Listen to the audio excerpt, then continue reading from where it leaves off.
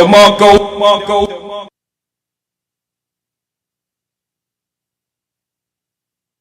Welcome to another episode of No Cap Reacts. I'm your man Bailey, aka Mr. Go. Get him! We are back with another special edition of Therapy Session.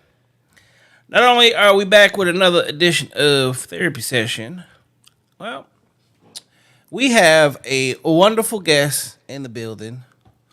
She ended up hitting me up. She said that she was ready to come on the show. She had some things she wanted to talk about because she was all about. Here comes the money. Here we go. Money talk. Here comes the money. She wanted to get some things off of her chest and come have a heart-to-heart on Therapy Session. Without further ado, It's time! let the world know who you are. Hello, everyone. My name is Brina McNally, and I am a business and marketing consultant. And yeah, I'm here to just kind of talk about,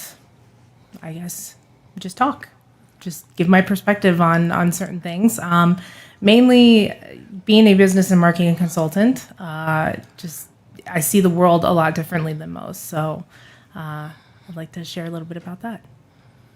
Okay, well, welcome to the show. You did something that not many people actually do, which is hit me up and say, hey, Mr. Bailey, I want to come get on the show.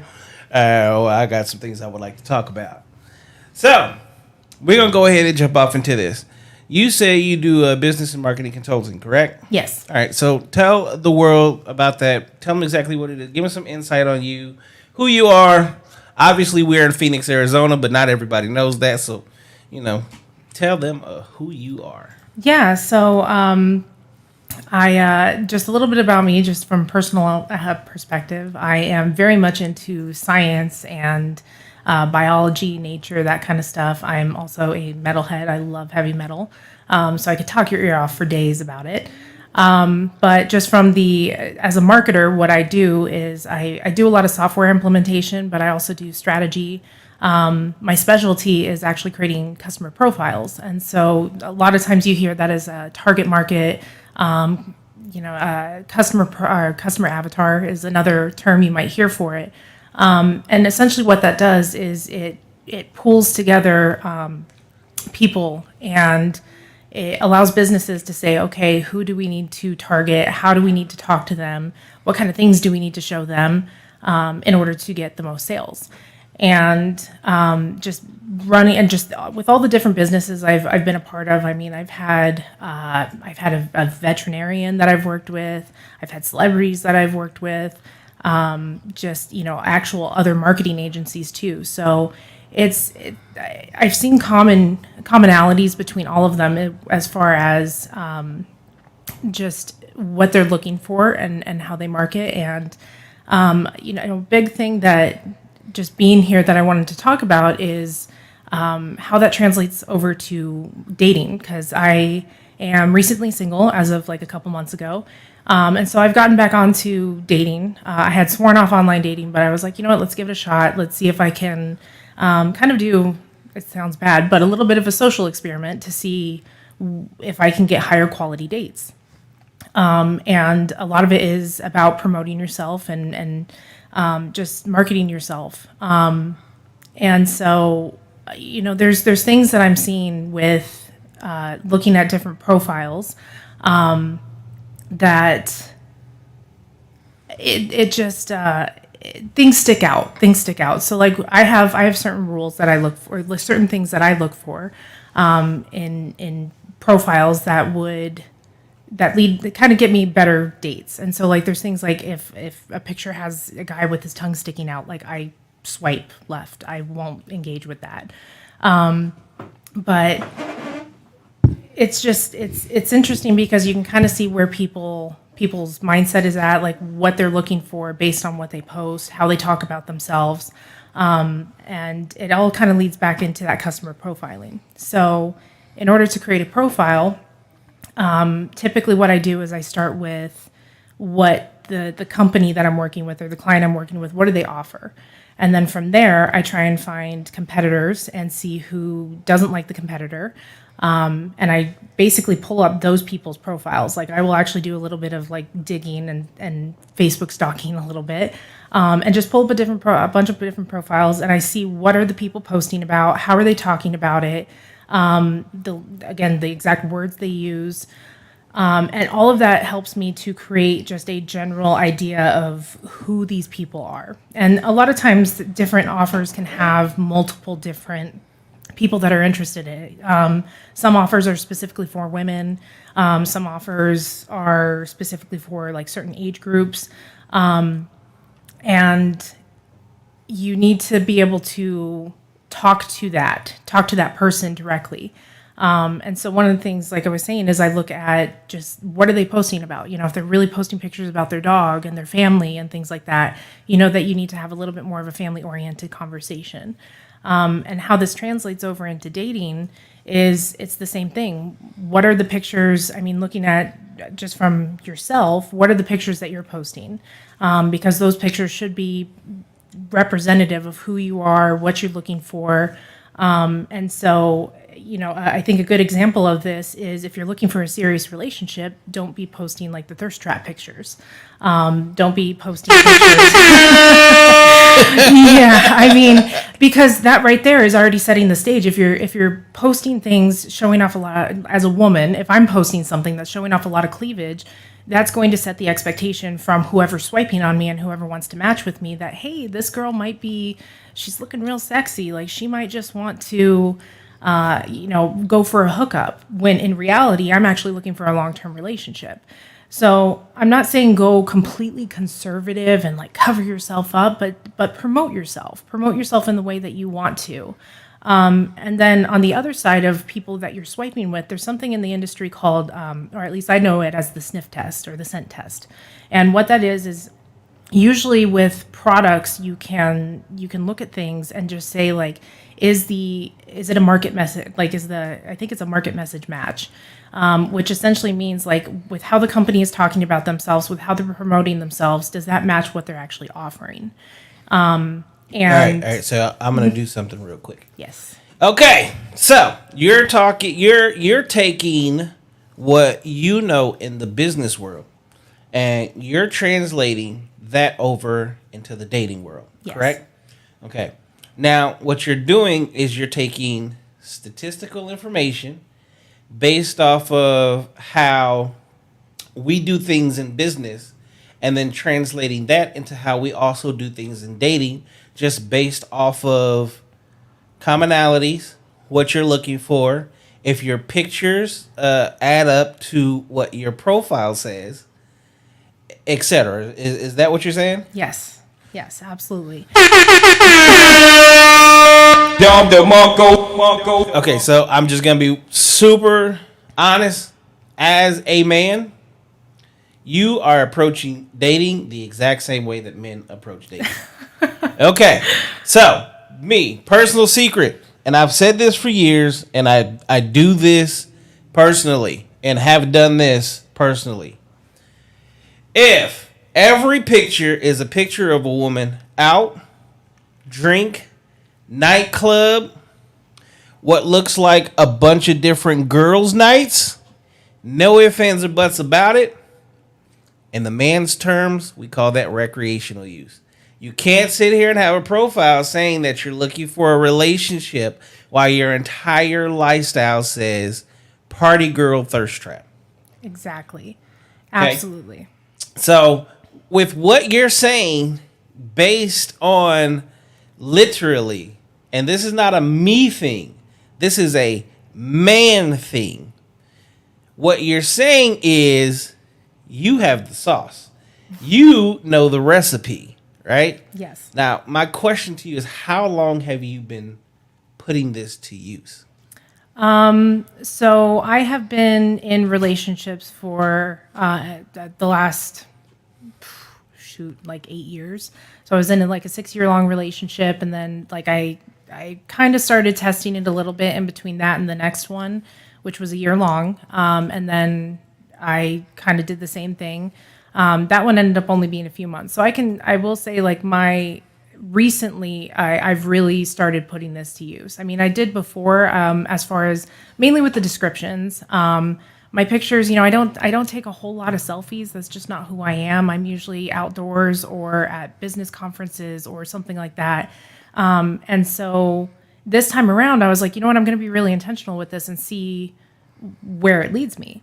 And I will say, like, it's night and day difference. It's absolutely night and day difference between trying to post just a picture of what I think the man wants versus just who I am. Like, why, like, if you really want a true, real relationship, you need to present yourself honestly. And if that means, like, in my case, like, I don't have a lot of pictures, selfies. So I do have to kind of take the ones that I do have and put it out there. And my attitude about it is under promise, over deliver. So you know what? Don't put your best selfies out there. Don't put your best foot forward first. It's kind of like when you see a movie preview or like trailer and they put all the good stuff in the trailer and then there's nothing left in the movie. Like there's really no reason to go see it. It's exactly the same thing with dating. It's like, why would you present yourself top notch? And I'm not saying, lie or anything, but definitely promote yourself well, but don't put everything out there to begin with. You really want to. So what you're saying is the hair, the nails, the makeup, the flawless makeup day with the filters is the wrong picture to be posting. I am absolutely saying that. I mean, shit. If that's how you view yourself and that's how you want to promote yourself, that's fine. But you also have to take a look at on the reverse side of, as a woman, if I were to do that, I have to take a look at the reverse side of the men who are attracted to that. And at least from what I've seen is the women that use filters and the heavy makeup. And, I'm a fan of getting my nails done. But I mean, if you're constantly out there with these long, expensive nails that it costs like $200, a man's going to see that and they're going to be like, okay, well, she's hot. You're a liability, you're not an asset. Yeah. And I'm only going to use her because she's hot. She's arm candy. She's a trophy wife. For anybody who's watched the show White Lotus, there's actually a character in there perfect example of that. The guy only married her because he thought she was hot and was a trophy wife. And I think that happens too often. And then, as a woman, like we wonder, why are we not being valued and respected? And it's like, well, because you put yourself out there as arm candy rather than having like showcase your interests, like show who you are in your profile rather than just the physical, like, oh, I'm hot.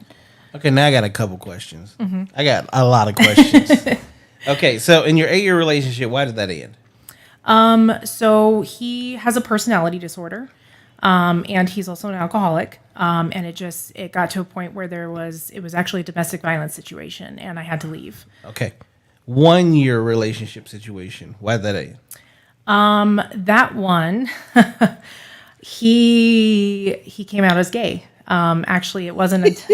Yeah, so we were in a year-long relationship. Met his daughter. We were planning to move to go. His daughter lives in another state, and we were planning to move. And one day, like, actually, we had gotten in a fight because I had told him, like, hey, I'm in a little bit of a rough patch. Only put $20. I can only put $20 in my gas tank, and I think it was a combination of the money thing, and then afterwards I found out that he was on Grindr, by his sister, by the way. His sister was the one that told me. Get over here! Gay! Yeah. Oh yeah. Sorry. There's so much in that. It was another thing, like he was an alcoholic and all this stuff, and he promoted. It was funny because actually, like, thinking about his profile, he was promoting himself as this amazing dad. Oops, wrong one.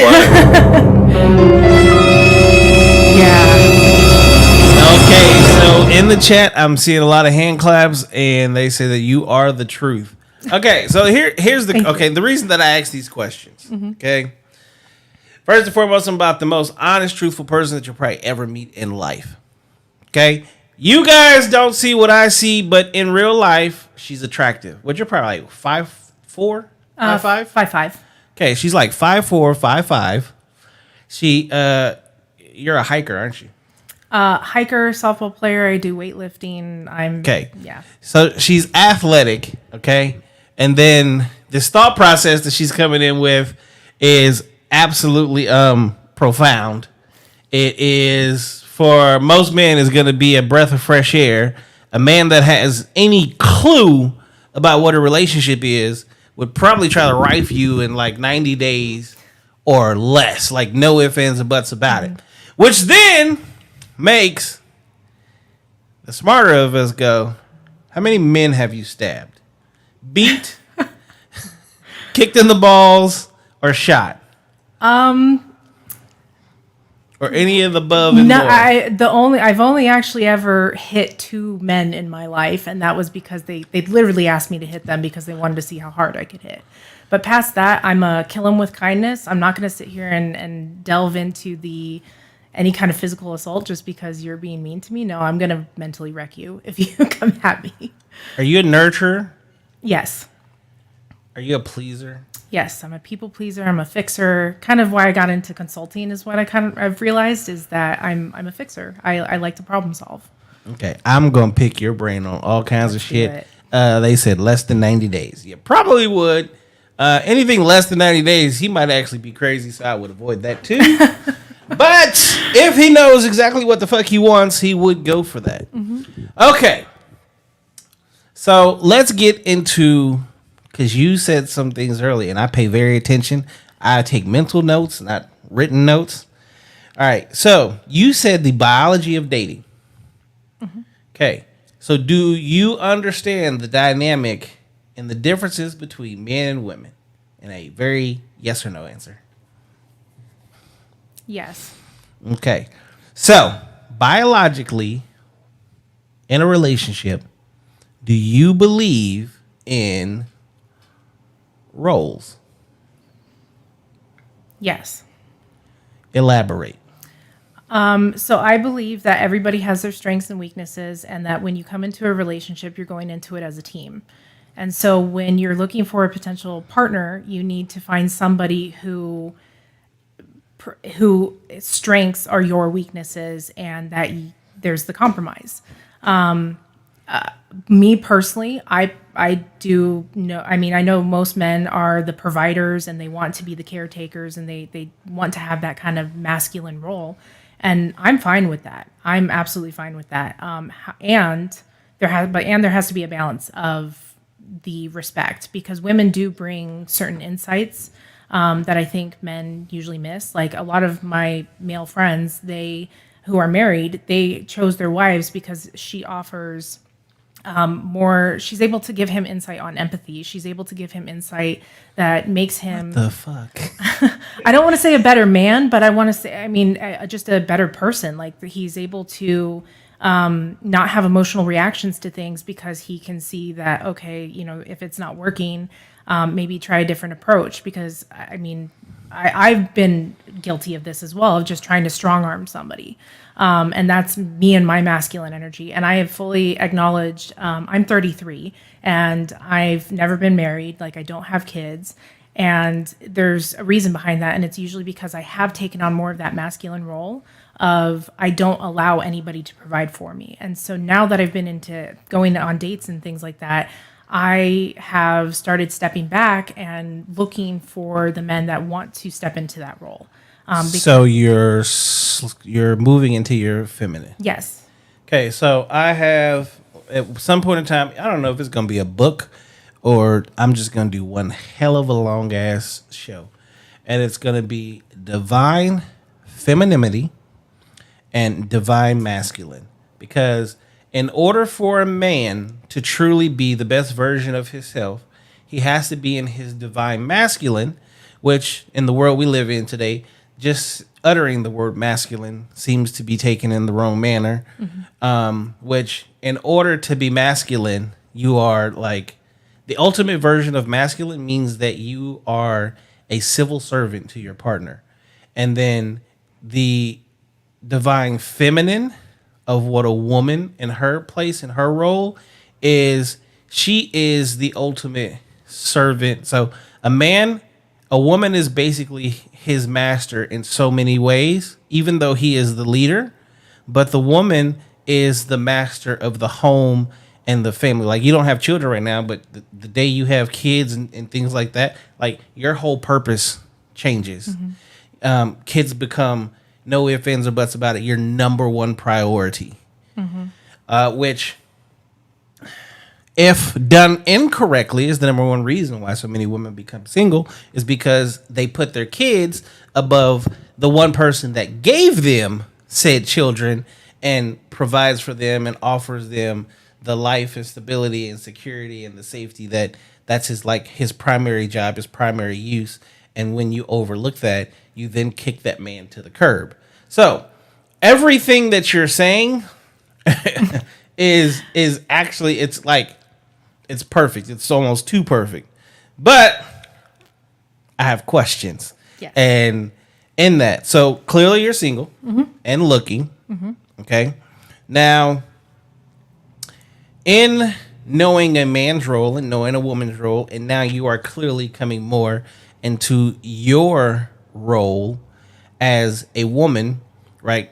Do you understand what it is that a man is looking for in a woman?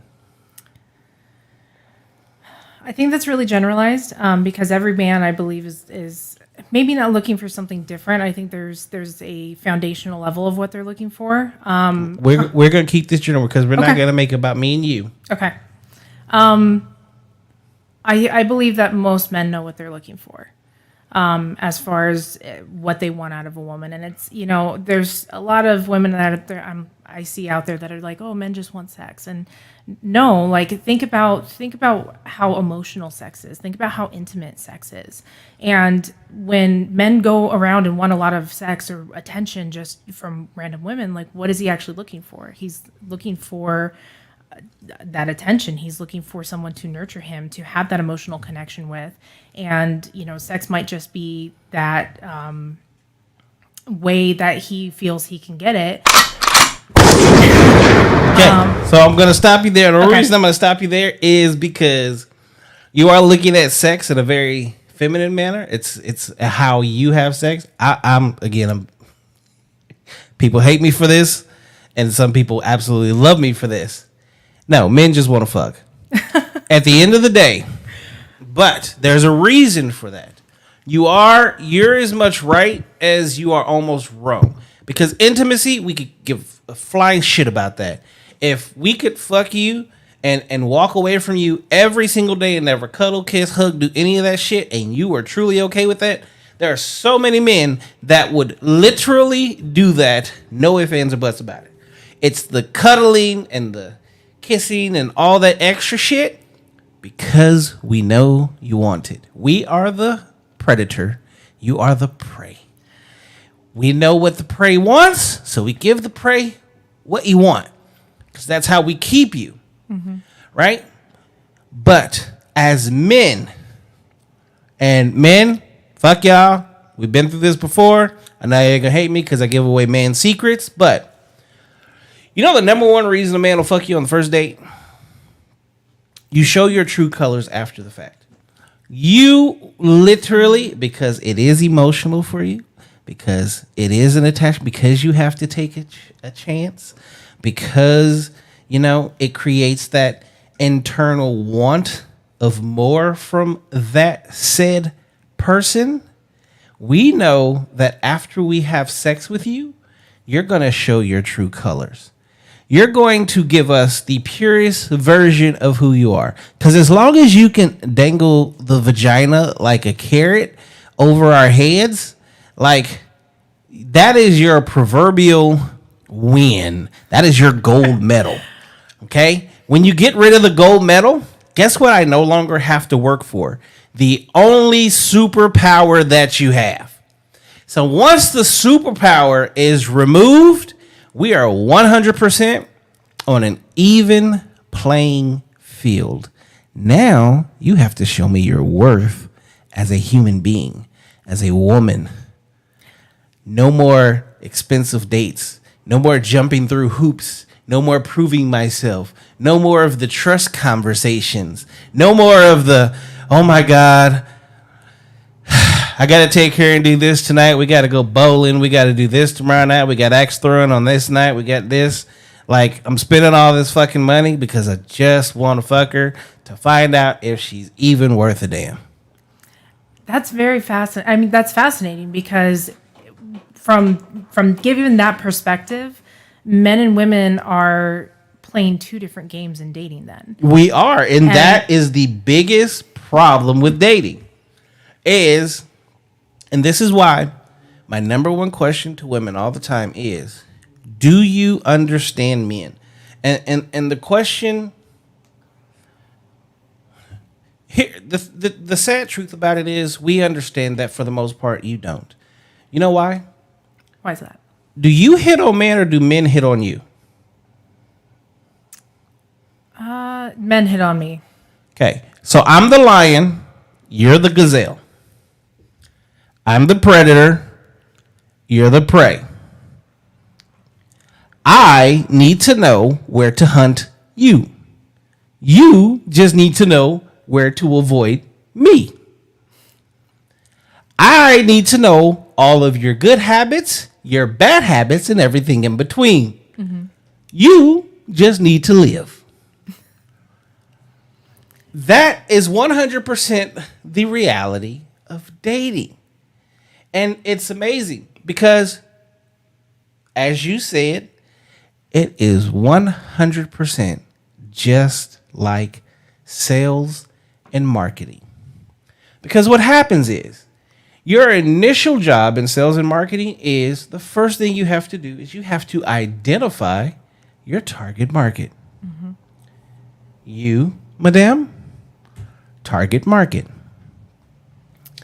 I am the farmer. It is my job to figure out where I want to plant my seed that's going to yield the best produce. Mm-hmm. So I'm literally taking samples out of my acres upon acres upon acres of field to figure out where I'm going to get my best vegetables and fruit. That takes time. But as the time goes, I get to learn things, right? Now you, and we'll take it away from the farmer aspect, you as a woman, well, how long have you been beautiful? Not very long. Okay, how old were you the first time someone hit on you?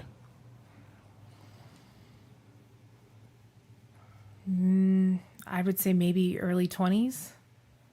No one hit on you before your early 20s? I was kind of an ugly duckling. I was very much tomboy. Like, this makeup stuff, I didn't get into until like the last 6 months. How old were you when you had your very first boyfriend? 17. Your first kiss? Maybe 14. You lost your virginity? 17. Okay. So you have been beautiful to the opposite sex. Maybe not your version of beauty, but man version of beauty since you were 14 years old. Okay. Okay? You're now 33. Mm-hmm. So literally in 1 year, that puts you at how many years of the beauty standard? 19. You're going on 20 years of being found attractive by men. Now, in all the time that men have been chasing you, at what point in time have you ever had to truly sit back and go, all right, I need to adjust what I'm doing as a woman and womanhood in order to be a better woman? You've already answered the question, though, so. Yeah, I would say that's been in the last few years, probably after the last long-term or like that 6-year relationship. Yep. And that's the crazy part. Mm-hmm. Now, as a man, right? So I'm a different beast. Just be honest. I lost my virginity at 8. I got in my first real relationship at 12, right? So that means at a very young age, I've been dealing with women, studying women, getting to know women, watching your movements, how you behave, right? What it takes to make you happy in bed, out of bed, in life, I've bought roses, tulips, daisies, sunflowers, purses, bags, clothes, cars, leases, homes, all these different things just to make women happy. I've had to learn everything about you in and out. Okay? If I gain too much weight, I gotta lose it because all of a sudden the girls are going, I don't know if I fuck with big guys. Well, see, I guess I think differently on that too. Because the first couple guys that I dated were bigger. Actually, I mean, some of the guys I'm going for now are bigger. But think about that. Are you the regular? No. Now, let's talk true dating. Mm-hmm. Do you want a taller man? Yes. Stronger man? Yes. Smart man? Yes. High earner? At least decent enough to have babies with, right? Yeah. Okay, right? 9 times out of 10, does that come from the short, chubby guy that plays video games all day in the house? Oh, no. Thank you. So that man literally is out in the world right now, bettering himself to become exactly what you like and what you want. Mm-hmm. And the crazy part is, now that you are at 33, right? Mm-hmm. And it's not just you, it's a lot of, if we're generalizing, especially in dating, that's when a lot of women start to get to that point to where, okay, I know exactly what I want now, mm-hmm. right? Do you want children? With the right person. I'm in the mentality that if it doesn't happen because it doesn't add to the relationship, then I'm okay with that. And I would like to give it an honest shot, though. Okay. So the non-political correct answer is probably going to be, yeah, you want kids. You just don't want a baby daddy. Yeah, I've been in that position where that was a possibility, and looking at it's I don't want to be attached to somebody in that way just because of the child. Okay. Understandable, right? But at the same time, as human beings, as men, as women, there are biological clocks. There's things that's ticking. There's finances. There's so many different things that you have to think about, right? Mm-hmm. Not all of them at this point in time in life are in your favor. Correct. So in dating, this is where you now are looking at the choices of men that you have, right? Mm-hmm. And now you're trying to make sure you make the best choice possible, correct? Yes. And I'm going to say that is also why you have put to use this statistical version of, hey, I need to find this good guy, and this good guy needs to be this, like right now. Mm-hmm. Okay. My question is, how is it working for you so far? So far, it's been great. I actually have met a guy recently who had his problems back in the day, and he has done the work to be the man that I'm looking for. And like, it's still the early stages of it.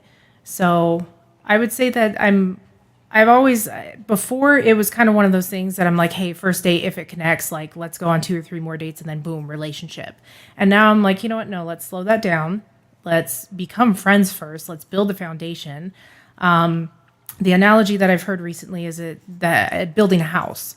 Most people go in and they're already talking about what kind of furniture they want, what color they want the room. And those are the common interests that they, music, movies, activities that they bond with at first. But those aren't strong enough to build the foundations of a house. And so now I'm looking at it from the perspective of, what are your values? Do we have the same political stance? Do we have the same stance on marriage and the roles that we had talked about? And I'm unabashed about it, and I just go into those conversations. I wish he was here today.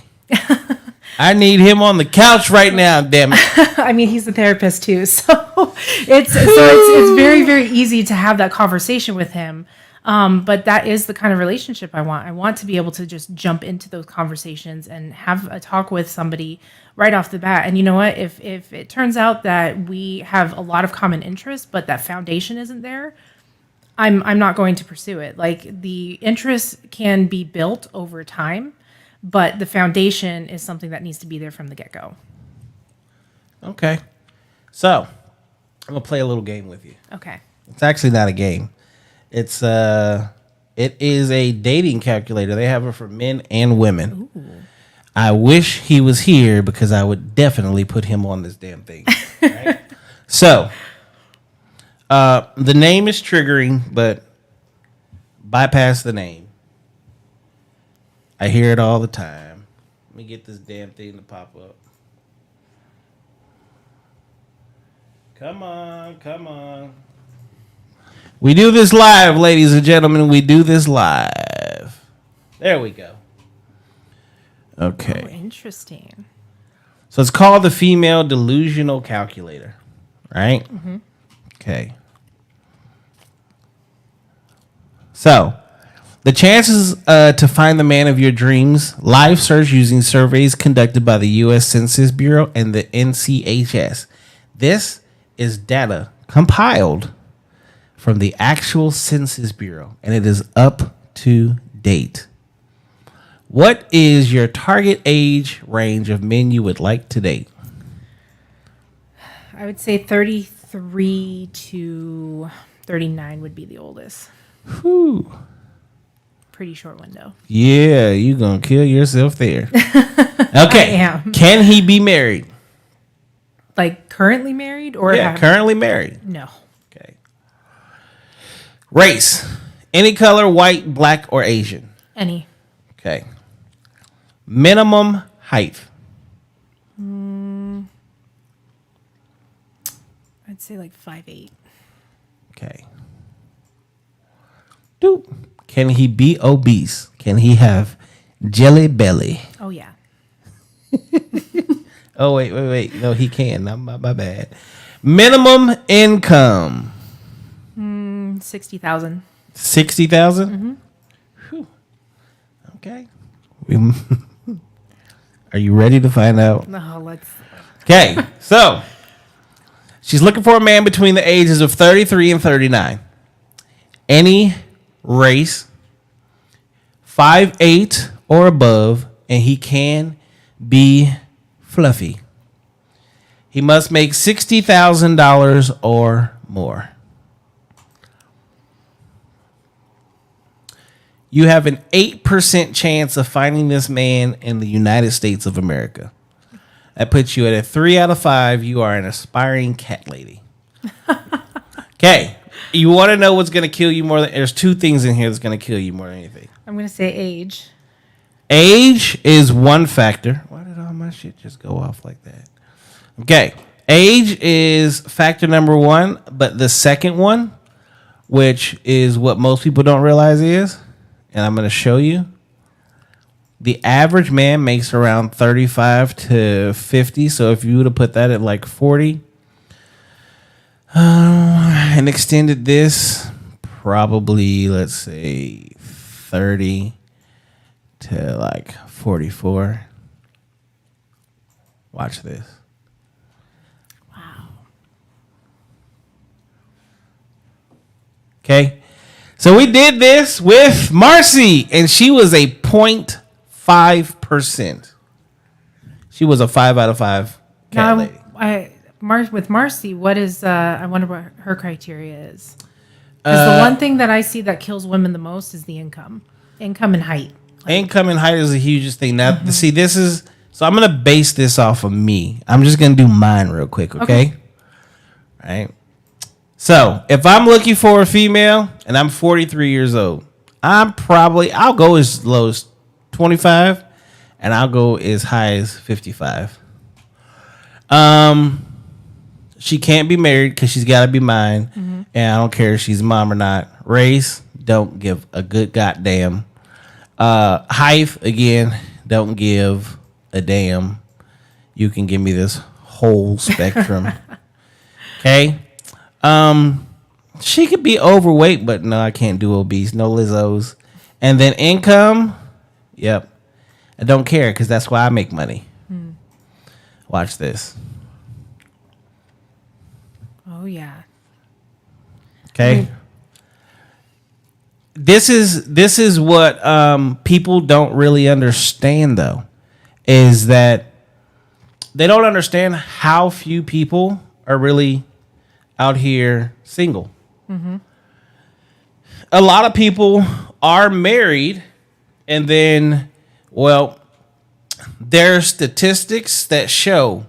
So, like, what I tell women all the time, a lot of women love black men. Well, 50% of us are locked up. That's in this statistic. So if you go that, you can remove 50% of those men. All right?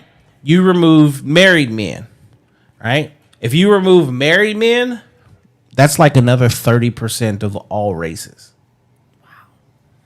Wow. Okay?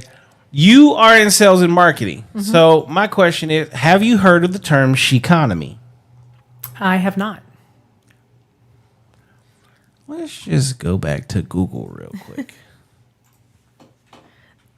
The data is very interesting. It's very interesting because, I mean, one thing that, I mean, even in therapy, when I've gone through it, is my therapist has told me, you know, create the list. Doesn't matter how long it is, put anything you want on there. And I've seen all these women that have, like, aside from the criteria that you showed there, there's so much more to it that women would consider deal breakers. You know, are they alcoholics? Do they have kids? Exactly. And this is the thing. In all of those numbers, let's say the man that you're looking for, so this man, the 13.2%, doesn't tell you if he is attractive, if he has children, if he has a personality, Intelligence levels. if he's even interested in you. Yeah. Yeah. So that's what you're looking for, but is he looking for you? So that knocks that number down significantly when you start to play these dating games. And I like to use empirical data that can be proven. Just like this. This is Morgan Stanley. Okay. Rise of the she-economy. People don't even understand that this is going on. 47% of women today in 2023 are single. They are literally creating what is called the she-economy, where you, as women, they are pushing you to become more single. And the reason they want you to be single is because you spend more money. That I could definitely see that. So women hold 75% of the debt in the U.S. when it comes to like credit cards, cars, just debt, period. So it's been proven the longer you stay single, the more money you spend. Well, to add to that stat, in marketing and selling especially, when you're selling any kind of big ticket item, you typically target the wife of the household. Always. Because Who does the husband need to talk to? The wife. So that makes a lot of sense. Then on top of that, who buys makeup? Women do. Who gets their hair done? Women do. Nails. Women. Who is a huge proprietor of shoes and high heels? Oh yeah. And more like, we buy tennis shoes, but you require heels, flats, flip flops. See, that's where I differ again. My slide-on Vans are about the only thing I splurge on. You're super different, right? Yeah, I don't see the need in having all that stuff, and that's kind of something in listening to just what you were saying about, what men will do in order to get a woman, is a lot of it is materialistic. That's because, and that's something that I'm seeing a lot, and that I feel why relationships do fail, or why women have such a hard time finding a good relationship, is because they focus on those materialistic things. Correct. I say this all the time. Yeah, they So people don't understand. I come from so first and foremost, my mother is the reason that I wear things like this. My mom, my father, been wearing jewelry since I was an infant, right? Then just the way my lifestyle has been growing up, what I've given myself, what I've achieved myself from the music industry. I was majorly in entertainment at a very high level. Taking myself from a lot of that, right? But I still have the remnants of those things. So when well, you see what I'm wearing. I'm wearing literally joggers and a t-shirt and some slides. It looks super comfy, by the way. Right? It's practical. I mean, it's practical for what we're doing, which is also why I showed up in basically jean shorts and a t-shirt. But this is the crazy part. Okay? Let's say I leave the house. All I got to do, I throw on a hat, my watch, the shoes, the hoodie. It no longer looks like a comfortable outfit. It then looks like, oh, wow, he actually went to go put that together the right way. And it's funny you mentioned that, because I did a social experiment on this. So I was living in a downtown area, and so I'd be out in public very often. And I did a social experiment where I was like, okay, let's go outside of the house, no makeup, sweats on, looking, hair up in a bun, and see how I get treated versus when I go on my walks and I have maybe a little, like, not even all dolled up, but just a little bit of makeup and maybe a pair of jeans rather than a pair of sweats. Night and day difference. And that's something that I've been really focused on, is just at least leaving the house presentable, because as a man, you can just accessorize in the right way. And people will say, oh yeah, you're really put together. However, if I leave the house without makeup on, even, the little bit that I do have on, I get judged differently. The treatment that I get, people are way nicer to me when I look put together.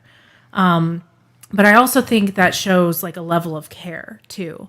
Like if I'm leaving the house and I just throw my hair up, or I'm going to the gym or something, people don't want to approach me because they might think like, oh, she's not in a space, or, she's whatever they think. But yeah, it is something that I've noticed. And so I'm trying to be a little bit more aware of like how I leave the house. So do you think that more men hit on you when you were wearing more makeup or less makeup? Less makeup. Correct. Absolutely less. We were having this conversation last night on Sunday Night Live with my brother. Ladies, we don't care about your makeup. You do. You're doing that to outshine the next chick that you're comparing yourself to, and those chicks on Instagram and all that. But in real life, men do not care about your makeup. The fresher face you are, the sexier you are. And especially if we find you attractive as that, because when we wake up in the morning, instead of your face being on the pillow, the face is actually on your face, which is like a 99.9% chance that I'm going to fuck you more. Just going to be honest.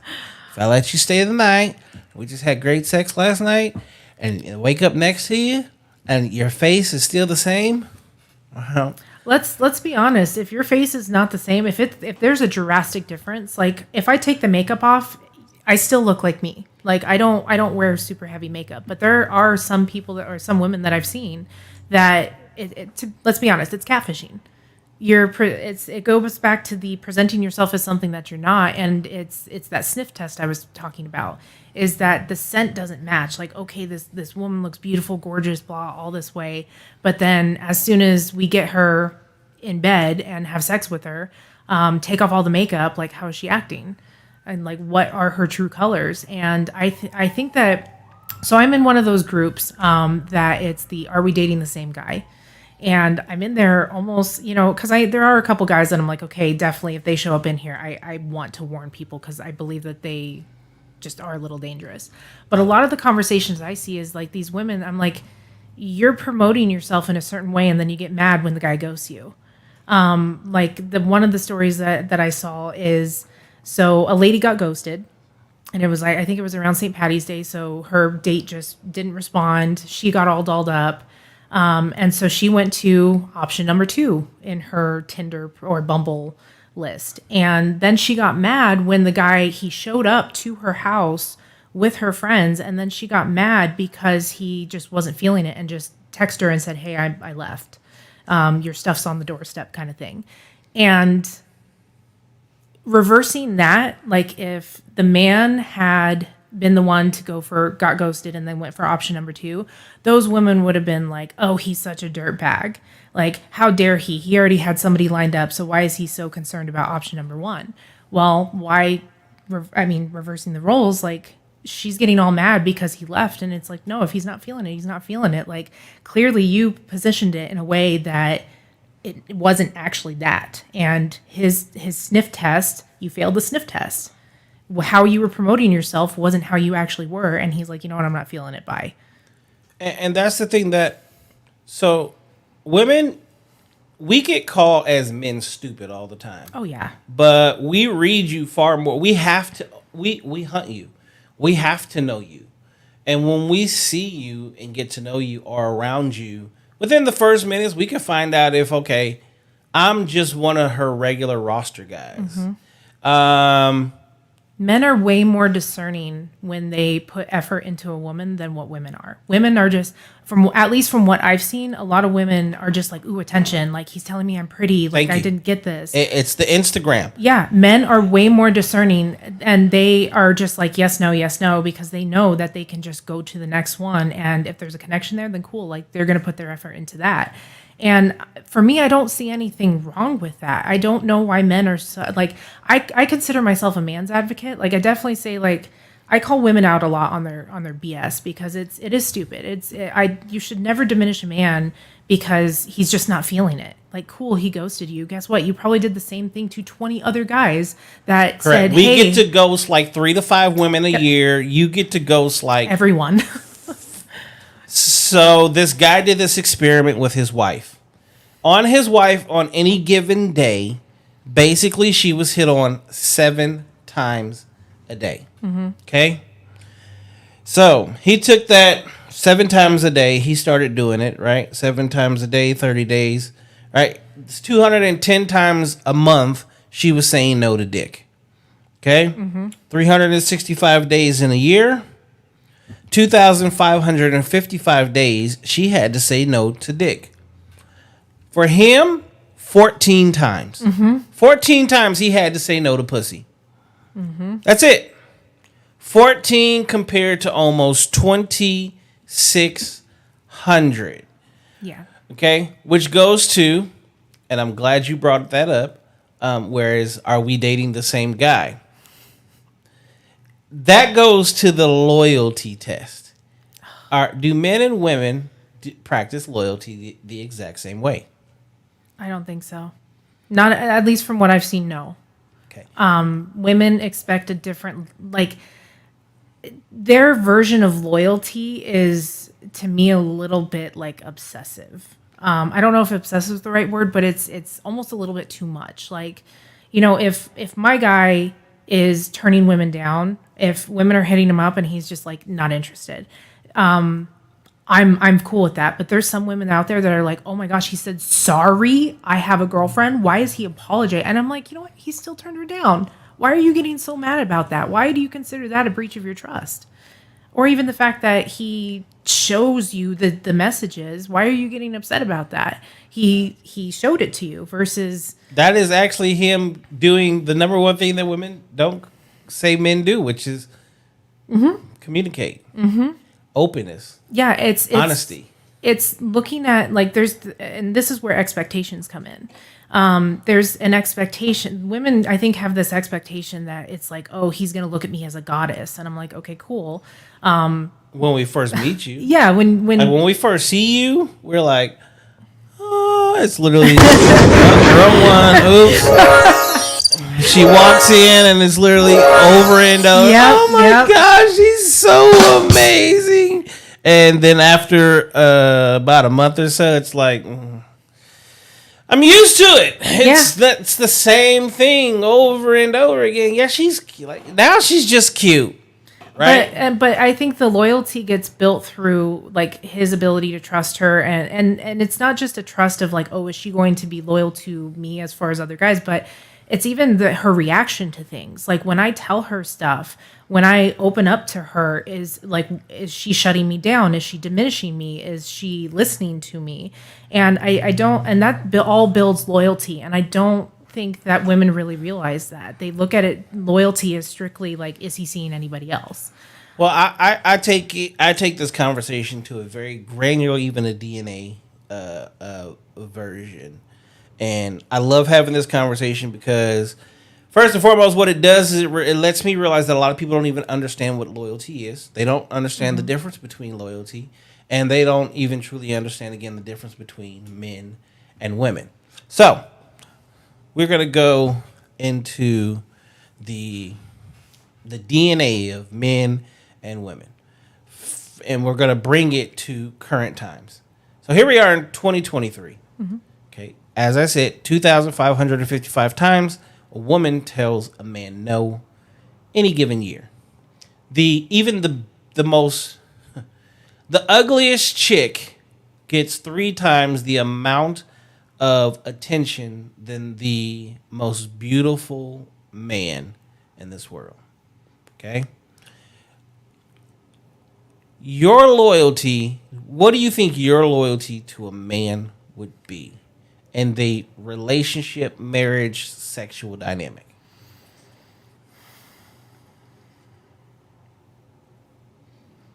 I look at it from a goals perspective of if he has a certain thing that he says, I am passionate about this, am I doing everything I can to really support him, or am I getting in his way? Because if it's something like he's like, hey, I really want to get this promotion at work, am I sitting there texting him all the time? Like, to me, it's a support loyalty thing of like that to me is what loyalty is. That's a good one. And there's other things too of like, okay, if I am knowing that I get that much more attention than him, how am I operating in those relationships? Am I putting myself in a position that could possibly jeopardize what we have built? Holy fucking shit. Hold on. Okay, that is huge. And the reason that is huge, and I have to point that out, is ladies, your ladies' nights, your short, tight dresses where you're pulling it down every 5 seconds because your ass is popping out, right? But you got a whole ass man at home. Do you not see that as you're showing the world that let's say if it was a car, you're still putting yourself out there that you're single and available and still for sale. It all goes to how you promote yourself. And if you're promoting yourself in that way, and you can sit here and make excuses of, oh, I'm just trying to be sexy. Go be sexy with your man. Thank you. Because this is the thing. So let's say you're at the club. I'm not your man. You walk past me. You go to pull your shit down. You got a fat ass. Let's say I'm that one dude that doesn't really give a fuck and I reach over and smack you on the ass. Mm-hmm. Are you going to appreciate that? I wouldn't. Okay. And then you're going to call who? Oh, I would call my man and be like, hey, there's a dude here that's making me uncomfortable. So now I have to come up there and be a man. Mm-hmm. Okay. So now we already know where this is going to go. I'm going to confront the dude about smacking my girl on the ass. And we're probably going to end up in a fight that if physically it's me and my history of boxing, etc., I'm fucking somebody up, so no ifs, ands, or buts about it. Bouncers are grabbing a hold of my big ass. I'm going to jail. Because I'm probably going to fuck up a couple of them for trying to trying to grab me. Oh, yeah. Okay? Now, all of this could have been avoided if you had done what? If you really want to go out to the club, wear something different. Don't promote yourself in a way that makes other people think that you're available or false that you're advertising. Exactly. And I have a situation like this where a friend, not really a friend anymore, but because of this. So anytime we would do a girls' night, like we've gone down to Mexico before, and I was dating her brother-in-law, and that's how I met her. So we go down to Mexico for like a family trip, and my boyfriend and I got in a fight. And so, and he actually like broke up with me while we were in Mexico, like over something stupid. So I was like, screw it. Let's go out. Like, let's go do a ladies thing. Of course, I get all dolled up because I'm trying to do the revenge thing on him of like, hey, Always. screw it. So as we're walking up, it was actually her mom was there, and her mom's also single. And so her mom and I are starting to go back and forth laughing about, oh, this is going to be fun. Like, we're going to be each other's wingmans. Well, the sister-in-law, my ex-friend, my former friend, starts talking about how she's married with 3 kids, and she starts talking about like taking off her ring, and she's literally taking off her ring and like, oh, I'm going to go do this. And I catch her in certain times, at certain points throughout the night, and she's like trying to do the same thing I'm doing, where she's just going up to random guys and like talking to them, and she's trying to engage. And I'm like, your husband is at home with your kids right now. And then even I had another incident probably about 6 months ago where I was like, no, I'm done with her. You know, women are gonna be so mad at you right now for I know, telling secrets. I know, and I don't really care, because it doesn't make. I really do get annoyed when women say one thing and then do another, and so like I'm gonna call you out on your BS. Double standards. Exactly, because you would And get, they work in your Yes, favor. because they would get mad at men if they did the same thing. They do get mad at men for doing the same thing, and I don't delve in double standards. I don't do that. So Loving this right now. the last incident where I was like, you're done, we're not friends anymore, is we end up going on a girls' night. There's like 4 of us girls. We end up getting a hotel, like kind of hotel at a resort thing, and I was single at the time. And so we're sitting at the bar, the 4 of us, and one of the girls is like chatting away about like, oh yeah, I can get any drink from the bartender. I can get us, all this tab taken care of for free. And so, Duh. yeah. And so actually the funny story is she didn't. I got the free tab because I just went and I started talking to the bartender as a person. I wasn't interested in hooking up with him, even though I was single. I'm like, I'm not interested in this. And so he and I are just sitting here talking about his tattoos, talking about his life, all this stuff. And when we go to leave, because, tabs are paid up, he ends up giving me my drinks for free. And I was like, listen, that's super appreciated. And like, this isn't going anywhere. Like, to be honest, I'm not into you in that way.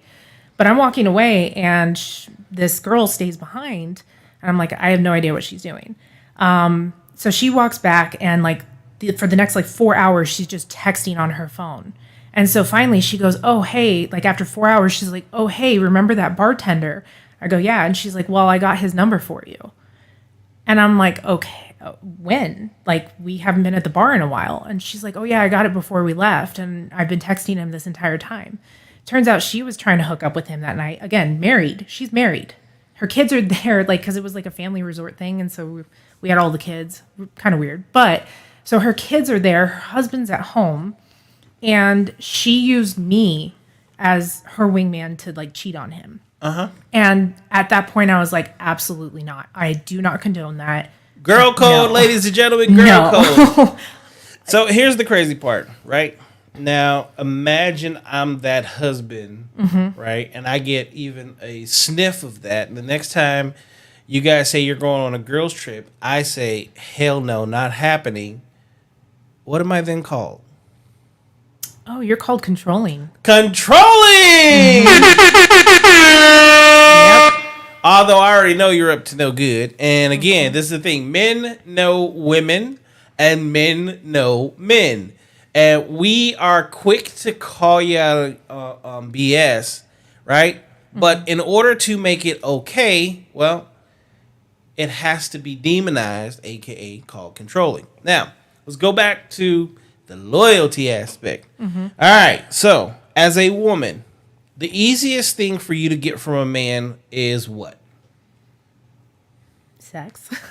Okay. So, your version of loyalty to a very DNA aspect would to make sure that your cookie belongs to your man 100%, right? Yes. Okay. What is it that you could get from a man? And we're talking like long term. Like a man, what is his man's primary job to you? For me, it's a safety. To all women, though. Oh, to all women. Our primary goal. I would say there's a provider Okay. of some sort. Okay. Emotional, financial. Safety, security, provision. Those three things is like our primary goal. That's the one thing that if I were to give that, if I were to see anyone, date anyone, whatever, that is probably the easiest thing that I can offer as a whole, and every woman in this world would not turn that down. If you walked outside right now and said, I wanted to fuck, everybody's lining up. If I walked outside right now and said, you'll never have to pay your bills again, I'm going to take care of it, every woman's going to line up. Okay? So, when we speak in the terms of loyalty of men versus women, your loyalty is sex. My loyalty is provision, safety, security, and provision. Right? So, there's a sex relationship therapist. All right? And she had a woman that was married for 20 years. They had 3 children in those 20 years. They raised their kids. Okay? They were together for like a total of like 28, 29 years.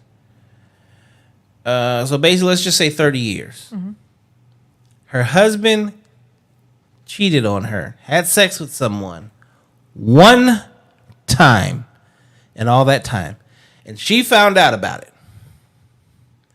She divorced him, right?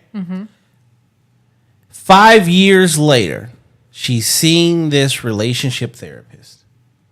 The relationship therapist asked her one question. What would hurt you more? Finding out that your husband slept with one woman one time, or had another family on the other side of town that he was taking care of? You have to choose one. Which one would hurt you the most? What would your response be? What would hurt me the most is if he had the family. Why? Because that is, I mean, he's providing for somebody else. Taking care of somebody, right?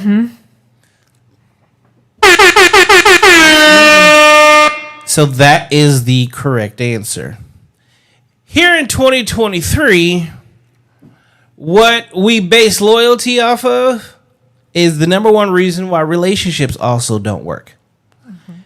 A lot of women want a man to be loyal to her the same way that you are loyal to him. But you have to turn down dick 2,555 times a year. I get to turn down vagina 14 times a year. It doesn't equate. And if we're going to play the game by the same rules, that now means that you absolve me of my primary job, which is safety, security, and provision. What you're saying is, I no longer have to offer you this because I'm being loyal to you in this way. Would you agree? I would. Yeah. The other thing too that I see with loyalty is that men and women, it's the expectations of loyalty and how quickly loyalty should be built.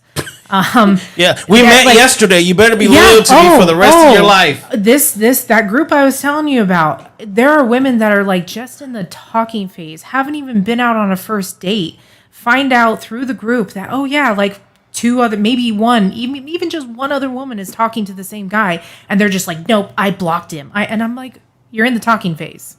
Like, you guys haven't even been out on a first date. You probably got like 6 other dudes. Exactly. And the crazy part about it is, so when I first moved here, I met someone, and I found out rather quickly her and her cousin and a group of women. So, like, I had taken her out on a date. We actually became friends. We're actually still friends now, if you want to say that, right? The only reason she really went out with me is because it was free dinner. So, literally, breakfast, lunch, and dinner in a group of about 6 to 7 women were all the same thing. So not knowing it was her cousin, it is online dating. Ended up, me and her cousin ended up talking to each other. She hits me up. She's like, don't go out with her. And I'm like, why? Initially on some, you just on some hating shit. She's like, no, it's actually my cousin. The only reason she's going out with you is because you're paying for lunch today. And I'm like, wait, what? She's like, yeah, so I'm just going to be honest with you because, we're cool. But the only reason we see the majority of the men that we see is because we're getting free meals out of the situation. It's literally breakfast, lunch, and dinner. And these dudes are going for it. And then you had the guys that would drop off coffees on command. And the thing about it is they had the dudes that they were really actually fucking with. The dudes they actually fuck. Yeah. And like spend time with. And were dating. Right? Whereas, yeah. All these other dudes, it was literally. And because they're... So what is it? 73% of the dating apps are men, which puts It's almost that 80-20 ratio. it's literally almost. It's actually less than 80-20 because with the I call them lifestyles, the LGBTQs. They have their portion of the website. It's very true. It becomes so little. And then, those statistics. 5% of women swipe right. 90% of men swipe right. Bless Excuse you. me. Thank you. So most men will pull up an app and go swipe, swipe, swipe, swipe, swipe, swipe. We don't even look at you. We don't care. Well, you have to cast a wider net just because women look at pictures. And this was another thing that I've been seeing a lot lately too, is that the hot men get a pass even if they're the biggest jackasses in the world. Well, no shit. That's going into like the next portion of this is like on that. Let's see if we're dating the same guy. Okay, so over history, 98% of women have bore children compared to 32% of men, which tells you that you're sharing men. In dating, if 47% of women today are single, so for instance, this sucks. There's a website that has like the percentages. So obviously I'm African American, I'm black. 93% of black females have children. Over 80% of them have more than one baby daddy. 60% of black males only have one baby mother. So what you're literally looking at is the majority of women are having sex with the same men and having children. I'm not even going to sit here and say that I'm the most attractive man in the world, but I've had zero issues in the woman department, right? Whereas I can look at some of my friends and see. I mean, I had one. He hadn't had sex in 4 years. Wow. I got him laid in 2 weeks. Like it doesn't make any sense to me. It's absolutely nuts. It's crazy, and I don't understand it. 1 in 3. Oh, it's gone up now. It used to be 1 in 3 men. Now it's 60% of men. 66% of men between the age of 18 and 30 have either had one sexual partner or are a virgin right now. One sexual partner in a year or are a virgin. Whereas for women, the average woman has 17 sex partners in a year. It's easier for us. It's easier for us to get that, and 2,555 dicks. And that's something that I think a lot of women try and hide because they try and like take the whole I'm pure stance, which is fine. Like if you want to be that, but again, live it. Like if you're promoting yourself as this pure person, oh, I only sleep with dudes I'm serious with, then stop sleeping around on the first date. Or I mean, if you want to sleep on the first date, cool, but like you could keep that guy as like that one partner. Because again, men are so villainized for having multiple partners, but like women do the same thing But we have to more earn often. sex. Yeah, you guys do. Whereas we just like, if I were to go out to the bar right now, I could pick a guy up in a couple minutes probably. Thank you. Like it Like- ain't even gonna take you a couple minutes. You can No. walk up to. You're attractive. At the end of the you. day, point blank period, you're attractive. Yeah. You can walk up to any given guy and be like, I just want you to fuck me. Yeah, and I acknowledge that. You're not making it out of the parking lot. No, I acknowledge that. And that's something, I acknowledge it, but I don't use it. Like, I use it if I actually am attracted to somebody. And I again, like women, it's just so easy for them. And I think that I don't know why they shit on men so much. Well, and here's the thing. Okay. Would you fuck with a virgin man?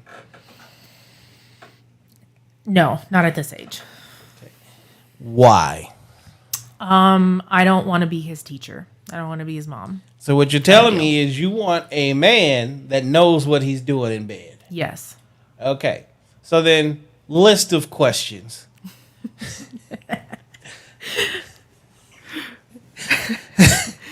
Let's do it.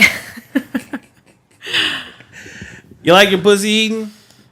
Yes. Okay. You like massages? Yes. You like, long stroke, short stroke, just make me come? Mm-hmm. You like it played with fingers and toys and things like that? Yep. Okay. If a man does not have any experience, can he do any of that? No. So what you're telling me is you want a man that's had enough sex that he has experience in pleasing you. Yes. Would we not, in order for that to happen, wouldn't that man need a significant amount of play? Yeah.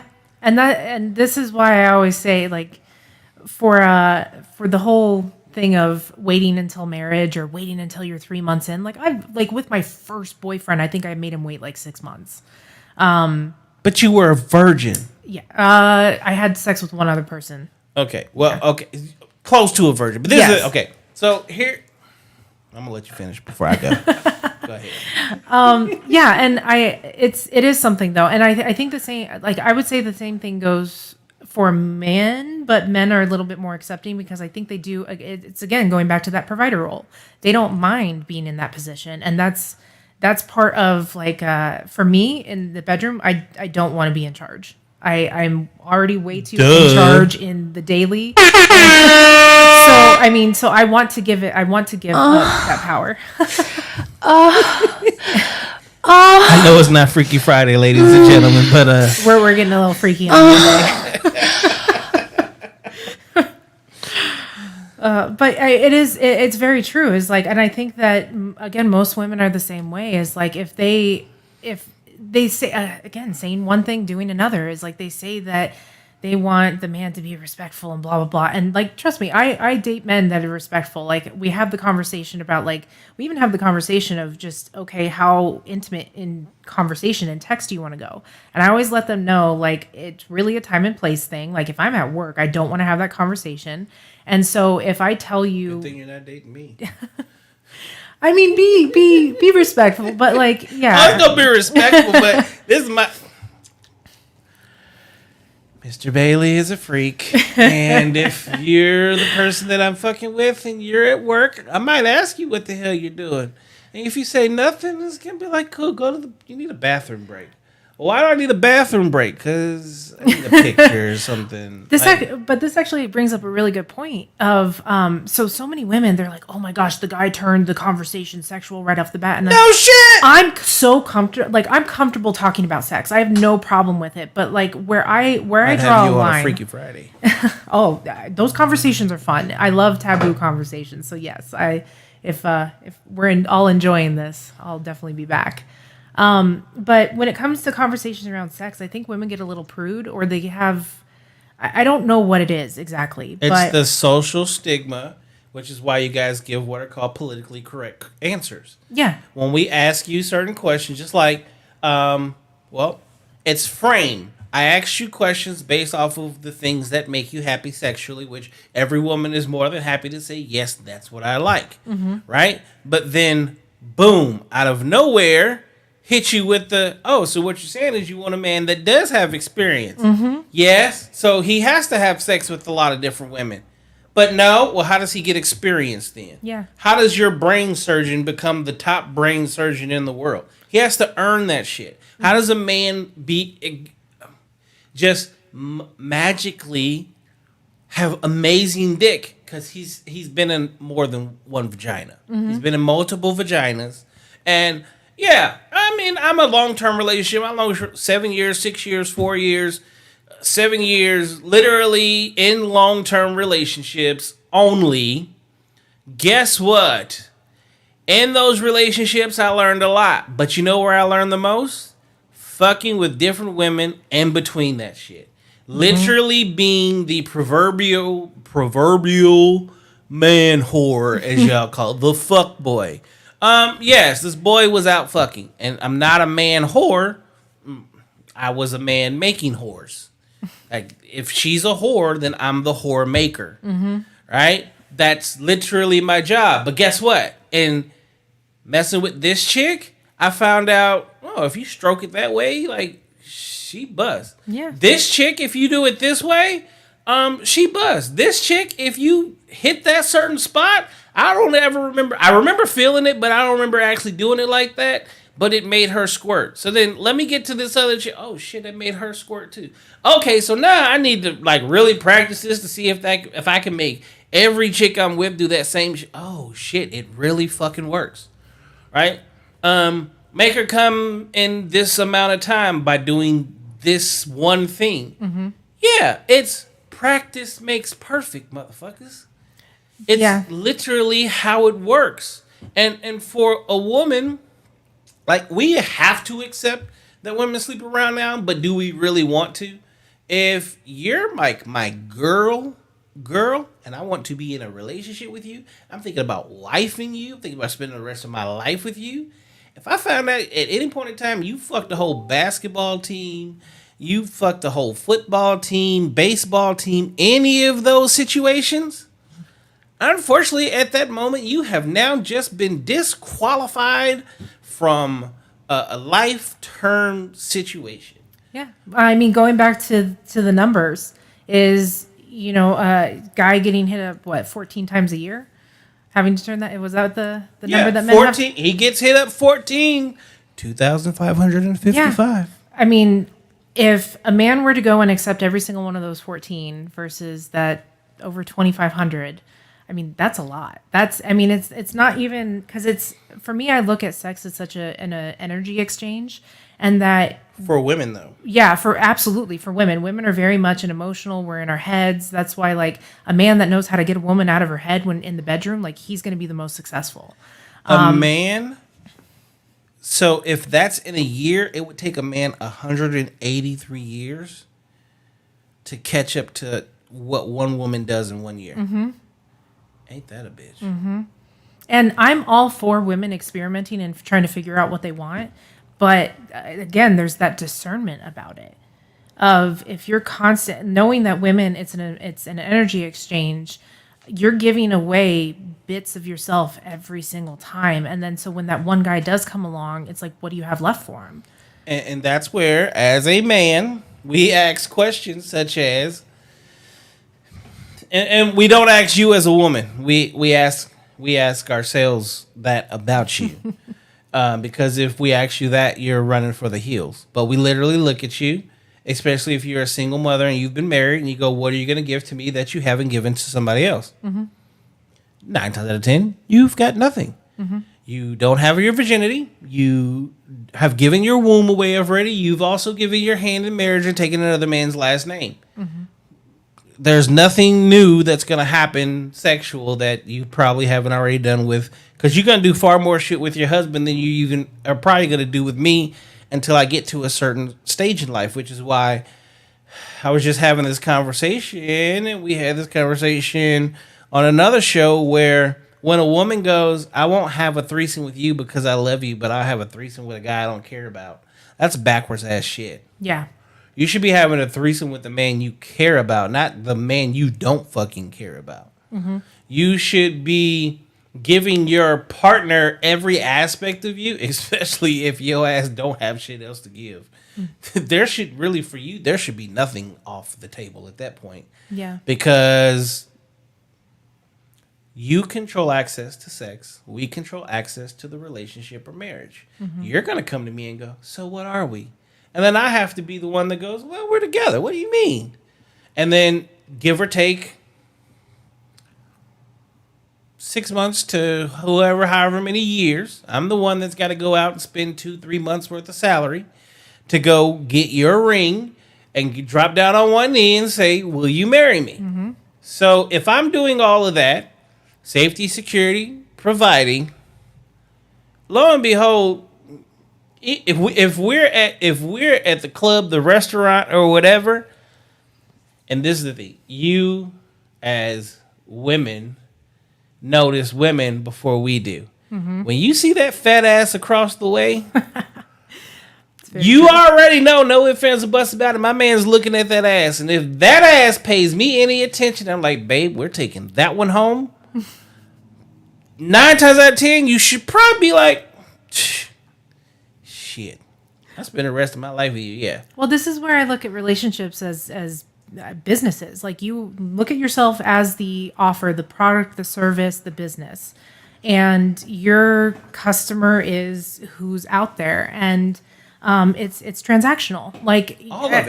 As much as women don't want to admit it, like every relationship, friendship, family, intimate relationships, it's all transactional. And so you have to take a look at what is being transacted. You have to take a look at what is the exchange. What is a marriage certificate? I look at that as just a contract. Thank you. Yeah. A marriage certificate is a contract. Now, let's ask this question. Is it a contract based off of me winning or you winning? Women typically hold the power in that. Thank you. Mm-hmm. So this is the number one reason why a lot of men don't want to get married anymore. Because it's a losing contract. Who automatically... Would you really sign a contract right now that said that everything that you own right now comes to me, no ifs, ands, or buts about it? No. Before you leave this podcast, you have to sign all your shit over to me. Oh, no. You'd never do that? Mm-mm. I mean, I've ran my own business for the last 6 years, and I've always said that if I ever get married, I will absolutely have a prenup because I want that split. Like, I've seen. Here's the question: How often do you need to renew your prenup? I would say every 5 years. Okay, it's actually every 6 years, but 5 years is yes. In order for your prenup to be solid, like, people don't even understand. In order getting a prenup done one time and thinking that that's enough is stupidity. Well, especially and I would say that anytime there's a major life change, so anytime that you have children, I would revisit that prenup. Anytime there is maybe a promotion, I would revisit the prenup. Anytime there is anything that happens that it would majorly affect the both of you, you should revisit that prenup and, like, make sure that the terms are still in alignment with your current life situation. The fact that most people just try and say, like, oh, yep, here's a prenup and it's going to last for our entire marriage, which could be 5 years, it could be 20, it could be lifetime. That's cool, but, like, again, the economy changes. Like, life is fluid, and I don't understand this one and done mentality that most people have of, like, let's just do it once and, oh, don't you trust me? Like, yeah, I do trust you. I do love you. I do want to spend the rest of my life with you. And, like, I need to be protecting my business's assets as much as you should be and that's, for me, is a red flag. Is somebody who's like, nope, let's go all in. Let's do it. I'm like, hold the phone. Like, you're bringing something to the table and you should, like, out of respect for you, I want you to protect that.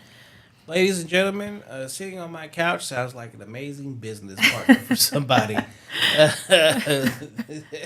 This is absolutely crazy. You're definitely coming back on this motherfucker. Yes. This is awesome. I bet you wasn't expecting this, though, huh?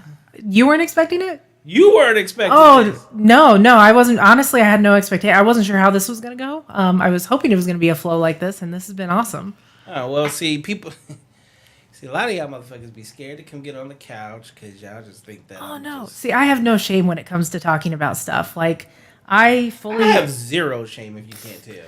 Yeah, I fully admit filter. any flaw that I have, and I'm willing to talk about it and own my accountability in situations, and also just I have the term "pick me girl" really kind of irks me because like I have been told like, oh, you have the mentality of a pick me girl. A woman should be a pick me. Like you, the whole point of a pick me is you going.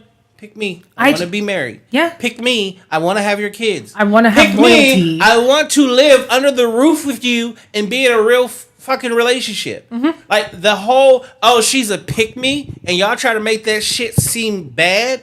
Yeah, that's for you single, so-called independent women because you're independent of men. Mm-hmm. You're independent of logic. You're independent of anything that allows a relationship to grow into something positive. Mm-hmm. Being a pygmy, pick me. Well, that's what you do to get into the NBA, Major League Baseball, NFL, UFC, boxing, women's sports, volleyball, golf. Pick me because I'm the best fucking choice for you. Mm-hmm. It's amazing how they've turned pick me into such a negative connotation that comes to dating when that's the one most logical, beautiful, natural thing that happens in this world. Yeah. I mean, looking at a lot of the women that have problems with dating, it's because they really truly don't value themselves. And I'm like, do you think that Nike, Lululemon, some of these huge brands would be as successful as they were if they didn't protect their assets? Guess what? Like, you know, those companies that you just named are the biggest leaders in this economy. Really? So Nike, for the first time ever, started posting larger women in their workout clothes. When has that ever happened? Not until recently. Sports Illustrated posted what on their swimsuit edition? Lululemon, who is like becoming one of the leading brands in women's gym wear, started posting bigger women and were doing their most to get Lizzo into their gym wear. Like, Lizzo is not the face of gym wear. No. Like, those used to go to gymnasts and WNBA players. And actual athletes. Thank you. Actual athletes. And being a former athlete, like that kind of stuff does irk me because it's like, again, the sniff test, right? Going back to that brand, that market match, message market match is like, Lizzo is not an athlete. She shouldn't have, for me, she shouldn't have athlete of the kitchen. Yeah. Absolutely. Like even her performances, like, oh, people are like, oh, she's athletic because she's up there doing. No, she's really not. Like, an athlete is somebody who has to really train for it. And like, I think it does a disservice to the athletes that actually do work really hard only, to try and get recognized or even just try and be the best at their sport.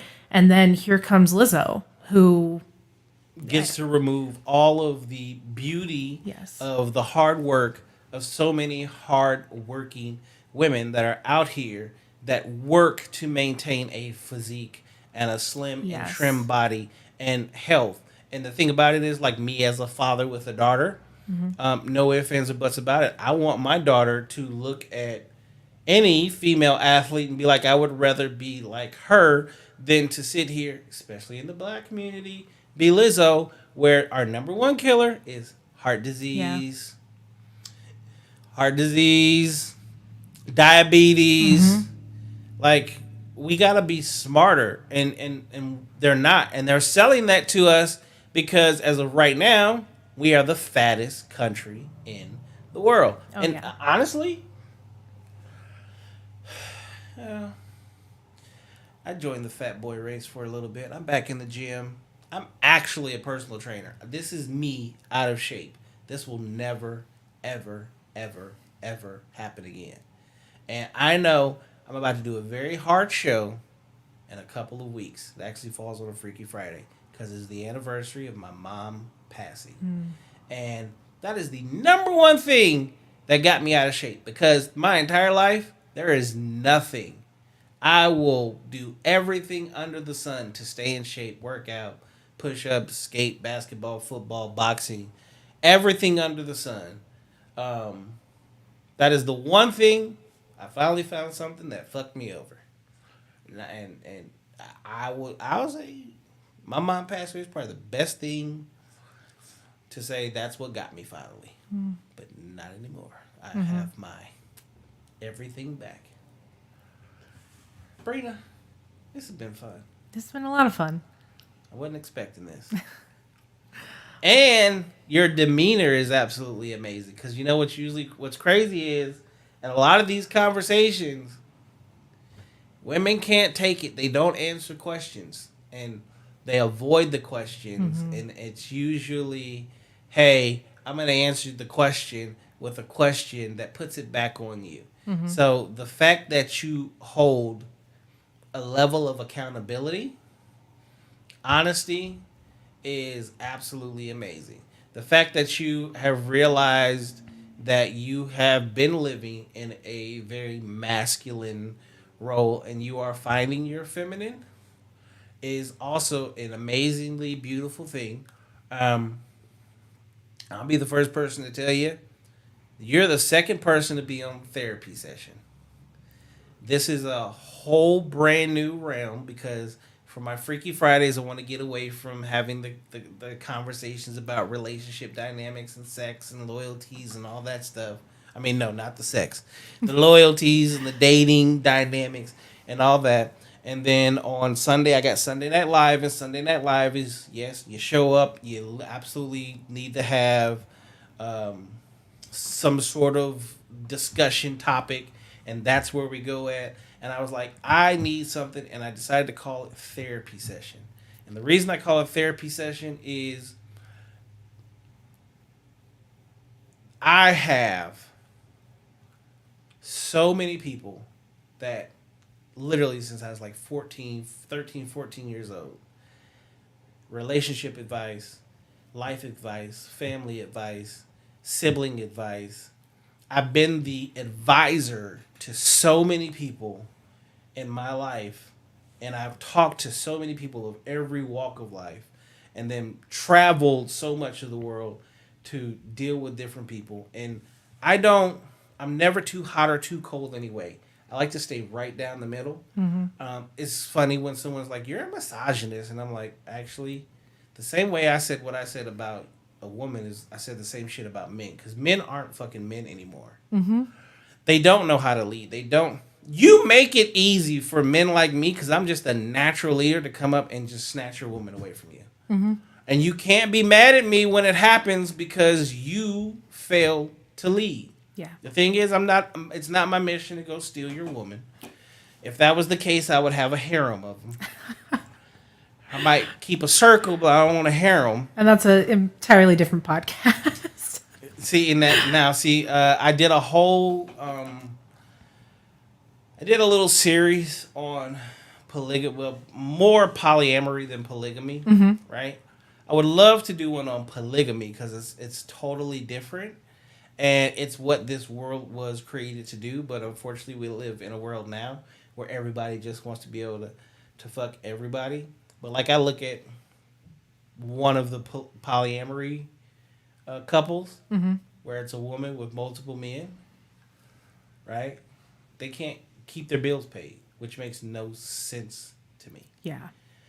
Which clearly shows like the men aren't doing their job. Whereas you could take a man that has 4 wives and everything's taken care of and the women are happy. Oh, yeah.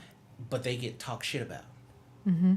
But the woman who's got multiple men, she's doing her thing. No, she's not. She's miserable. Like, I will say that because there for a while I would have considered myself a feminist. I think the term has been a little bit warped. But I was the independent woman who need no man. And I've slowly realized just how miserable I've been in that, because lots of arguments, huh? Yeah, lots of arguments, and I realized that I was just taking away my man's power to be a man, and that I actually really enjoy being able to be served, and in the way that a man does serve. Because like I've looked at women, like I've considered dating women too, and like honestly, I can't date women just because of that, like because I have to take on that man role and I have to be masculine, and I don't want to be.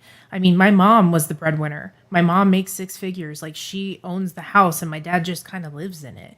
And I saw that dynamic, and I saw how miserable and stressed out she was because all she wanted to do is be there for her kids and be a wife and make dinners and decorate the house and be the homemaker. And I mean, That's literally your natural role. yeah, I mean, to this day, she is so stressed out that she has an autoimmune disease. She has so many different diseases because she's so stressed out. There's a reason why men have typically always died before women.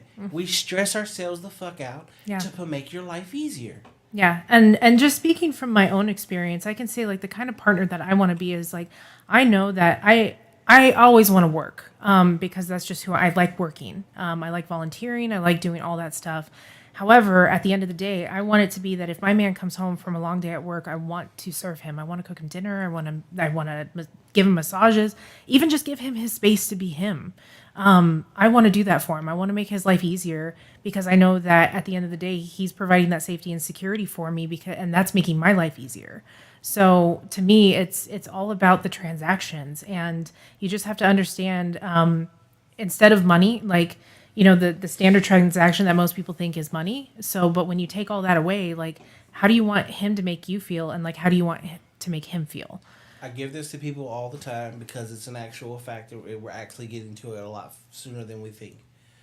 Right now, everywhere in the United States of America, we're outgrowing a power grid, which is why we're starting a power cycle in so many larger cities, including Arizona, starting next summer. Okay? When you outgrow the power grid or the power grid ceases to exist, we're going to go back to our very primitive ways of no TV, no cell phones, no lights, no any of this shit. Right? Which also 9 times out of 10 means money's going to disappear because you're going to barter with other shit that is actually useful. Yes. As a business owner, I do that all the time. You as a woman will require a man to build you an actual house. Lions, tigers, and bears, oh my, well, that's who kills them. And then, let's just be honest, there's some crazy, shitty men out here who will try to take advantage of many women. And I always say this too. Think about all the prisoners in the prisons that do bad things. And once those lights go out and the power deceases, well, the locks on those powered doors open up. And there's no one to keep them at bay. You want to fight off 10 different men at once? Or would you prefer to have a nice, big, strong man? Oh, yeah. I mean, that's definitely something I've been thinking about. That's a big reason why I don't travel a whole lot anymore, is because I don't have a man to go with me.